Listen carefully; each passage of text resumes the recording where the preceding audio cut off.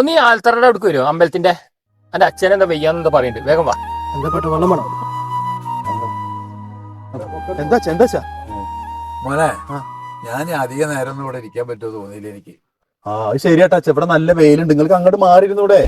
അതല്ല മോനെ, ഞാൻ മരിക്കാൻ പോകാന്നാ തോന്നുന്നു. അങ്ങനെയൊന്നും പറയില്ല പേട്ട.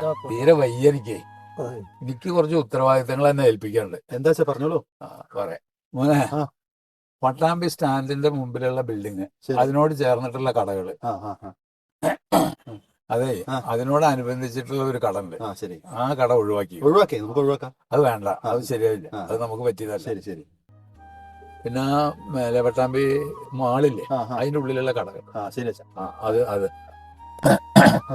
പിന്നെ ആ ചീക്കോട്ട് മന, ശരി, അത് വേണ്ട.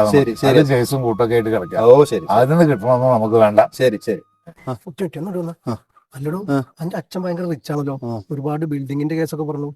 ഈ ഭയങ്കര സെറ്റപ്പല്ലോ. പൊന്നർച്ചെങ്ങ ഞങ്ങൾക്ക് സുഖല്ലേ? രാവിലെ 10:30 കാര്യമാണ് പറഞ്ഞത്, എന്നെ ഏൽപ്പിക്കാൻ വേണ്ടിട്ട് വിളിച്ചു കൂട്ടിയത്. അല്ല, അപ്പൊ ഒരു ബിൽഡിംഗ് ഒഴിവാക്കാൻ പറഞ്ഞ എന്താ? അതിന് ആ ചെങ്ങായിക്ക് എഴുത്തും വായനൊന്നും അറിയില്ലാന്ന്.